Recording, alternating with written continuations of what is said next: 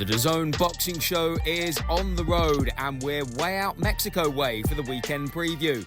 The countdown to Curiel versus Nontshinga 2 is on, and our own Sofia Gutierrez is on the ground with Matchroom chairman Eddie Hearn.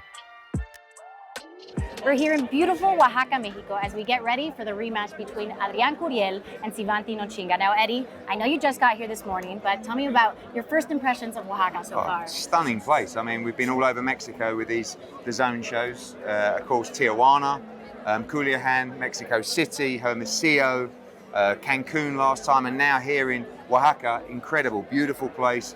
Looking forward to what I believe will be a Fight of the Year contender tomorrow. Now, you and I are going to walk the streets, get to know Oaxaca a little more, but first, we have to catch up a little bit on the world of boxing. I have to start off with talking about Josh Taylor, Jack Catterall, April 27th. It's included in our DAZN subscription. Tell me, what can fans accept between the build-up to the fight and on fight night? Well, I mean, it's been nearly 2 years since the first fight. Probably the most controversial fight on British soil. Most people, nearly everybody, believe Jack Catterall should have been crowned undisputed champion that night. Because of the hatred, because of the war of words, they never got it made. 2 years on, it's happening. It's a huge, huge show, April 27th in Leeds, in England. As you said, part of the DAZN subscription. Everybody wanted to do it pay-per-view, but thank you, DAZN, for providing it for subscribers. And you know, there's a lot of big fights at the moment going to the Middle East and Saudi Arabia. This is a British blockbuster taking place on home soil. So very important for British boxing and a tremendous fight. And we've heard Josh Taylor say that he wanted to move to 147. What's your take on that? Yeah, I mean, he actually came back and said he wanted to fight at 140.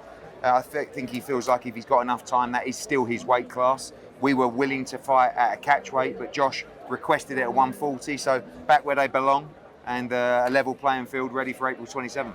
And not too long ago, it was just announced, Devin Haney, Ryan Garcia. Were you surprised to see Ryan take the fight? Because at the beginning of the year, I think everyone kind of thought it was falling apart. Do you know what? I have to give my props to Ryan Garcia. He DM'd me and he said he wants that fight. I didn't quite believe him. Then he sort of diverted to Rolly.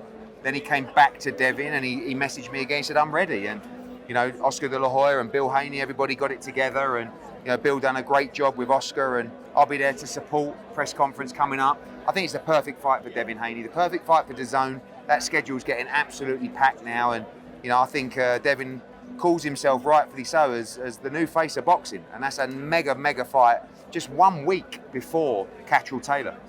And you know, with Devin and the Ryan Garcia fight, if Devin comes out victorious, where do you see him going from there? I know your team, Devin. Yeah, I mean, he's talking about moving up to 147. Obviously, we've just signed the other 140-pound champion, Subriel Matiz, who is a beast. That would be a tremendous unification matchup. I also see Devin going to 147 at some point. And you know, there's mega fights with him, Boots and Crawford. And Devin's proven time and time again he's willing to take on all challenges, and he's got to come through Ryan on April 20th. And we're just a few weeks away from Joshua and Ngannou fight. Now, I know there might be a little heat behind the scenes between you and Frank Oren with this 5 versus 5. Could you tell us about whether the weights have been established yet? Yeah, I mean, firstly, Joshua Ngannou, huge event coming up March 8th. June 1st, Bivol Beterbiev, and the 5v5 on the undercard, if you like. 2 from me, weight classes, 2 from Frank Warren, and 1 from His Excellency. So we're talking about them now. We'll let everybody know the weight classes probably in the next week or so, and then Joshua Ngannou fight week, we'll both make our picks, and they won't be revealed until you hear them at the same time. So we're desperate to win that. There's a lot of rivalry on the line. It's going to be a huge event, and you know, those 3 big events coming up in Saudi Arabia. Okay, and I have to ask about football legend Wayne Rooney. He's talking about wanting to get into boxing.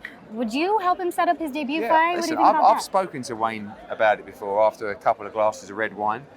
He used to box. He was actually an amateur. He knows how to look after himself. I think he'll stick to the football right now, but never say never. I think he would like to have a go. I know Calla and Misfits have reached out to him, and you know, I've spoken to him over the years about it. I don't think we'll see it just yet, but I wouldn't rule it out for the future. And who's someone that you'd want to see him face if he does get in the ring? Oh, I mean, Jake Paul. I've actually said before, Wayne Rooney against Jake Paul at Old Trafford.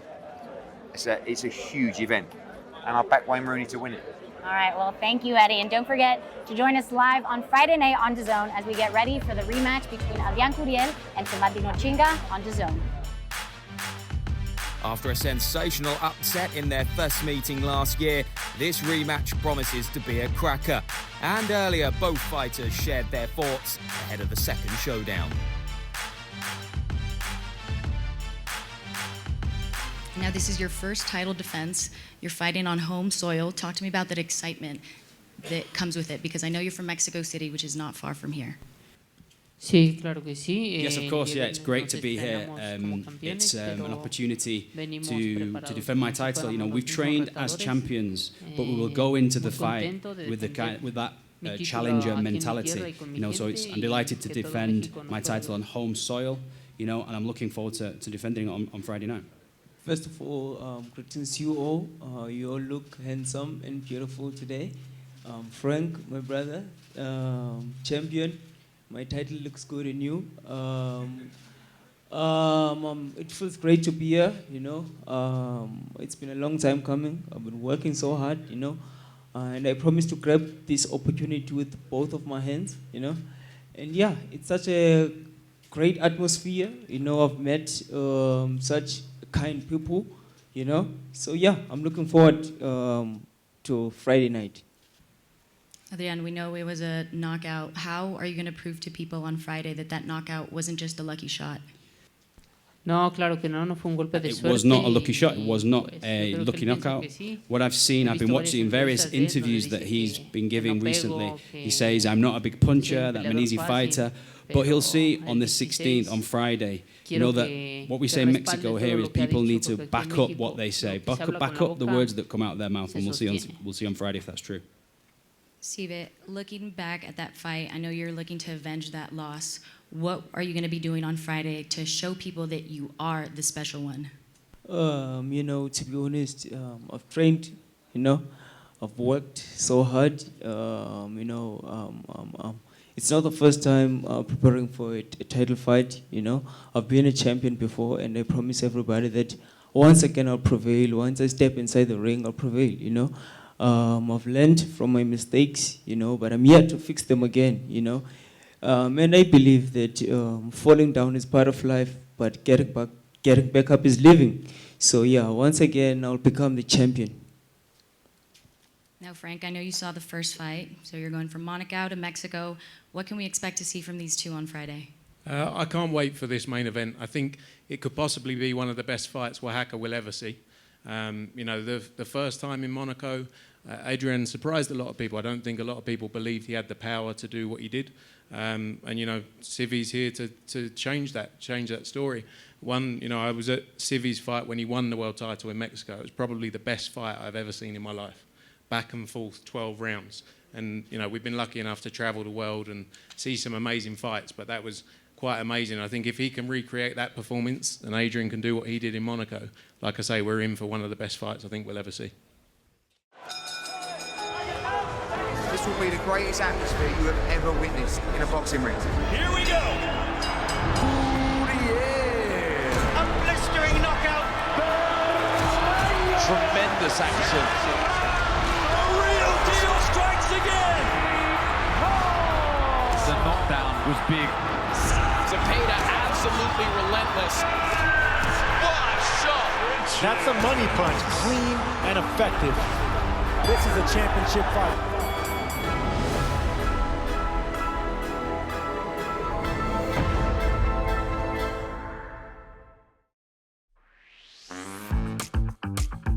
All right, we just wrapped up with the weigh-ins in front of the Templo de Santo Domingo de Guzman.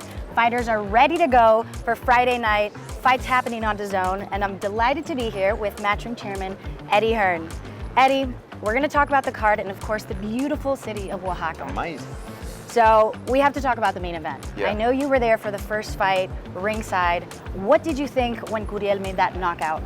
You know what? It was like, we just expected a Nontshinga victory. I mean, you'd seen him in 2 fight of the year contenders.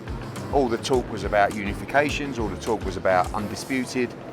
And Curiel was, you know, no disrespect, was kind of brought in to be a fun opponent. We know what we get from, you know, Mexican contenders, plenty of action. And we just expected it to be a routine defense. What we saw was one of the knockouts of the year, the second round.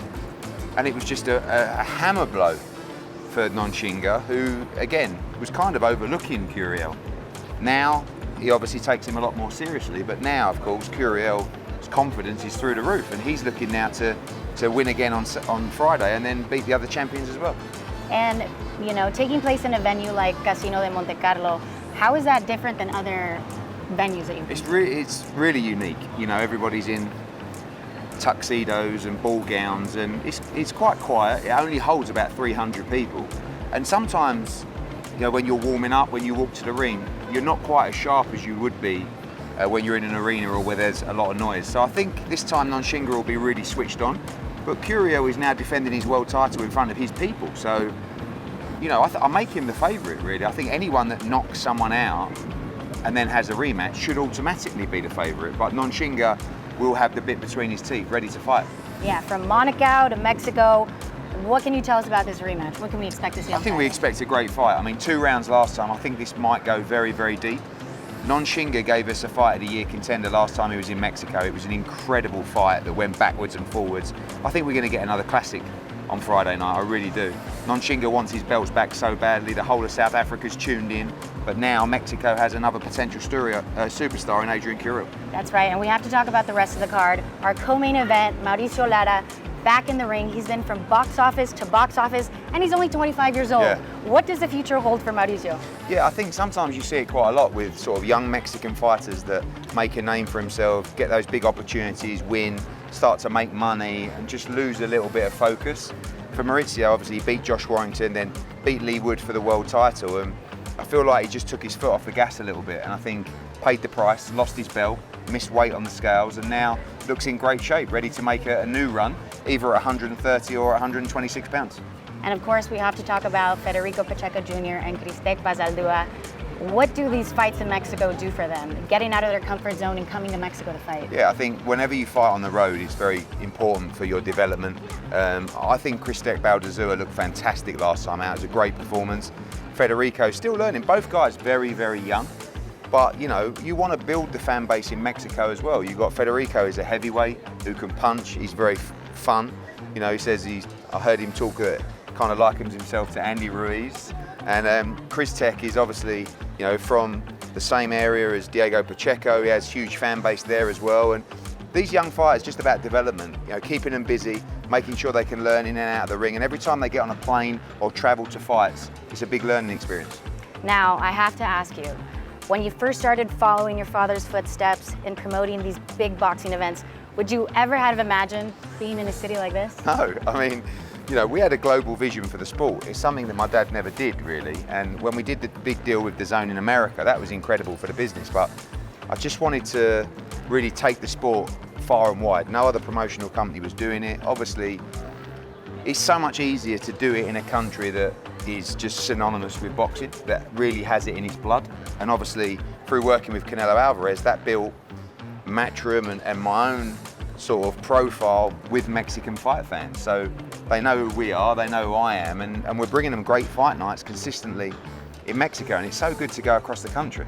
You know, last time we were in Cancun, we've been in Hermosillo, we've been in Tijuana, we've been in Culiacan, and now we're in Oaxaca, which is, you know, one of the most stunning places I've been to. And the venue, it's going to look incredible tomorrow night, and the atmosphere is going to be great.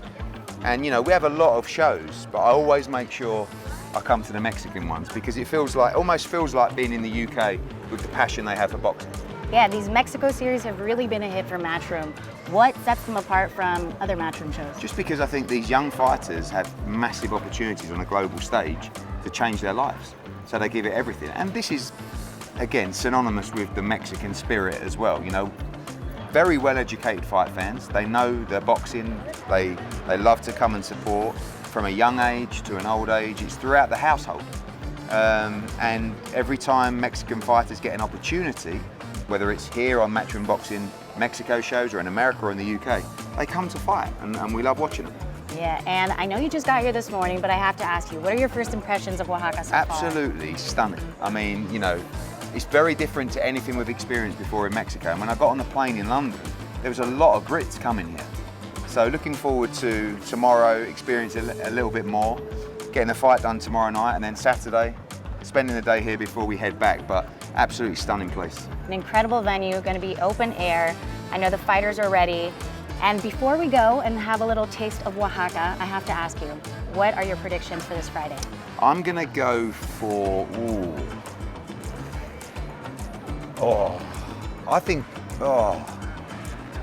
I think Nontshinga might do it. You know, I don't want to say that too loudly because we're deep in Mexico, but I know that this guy he's a special fighter, and he knows he must win this. This is absolute must win for him. I think it'll go to points. I think it'll be a backwards and forwards war. But can I say a draw? Yeah, I'm going to call it What a slide. a draw on Friday night. All right, well, let's continue to walk around and let's see what food we find. See what we can taste. While Eddie continues to sit on the fence, here's a reminder of what's coming your way on the main card.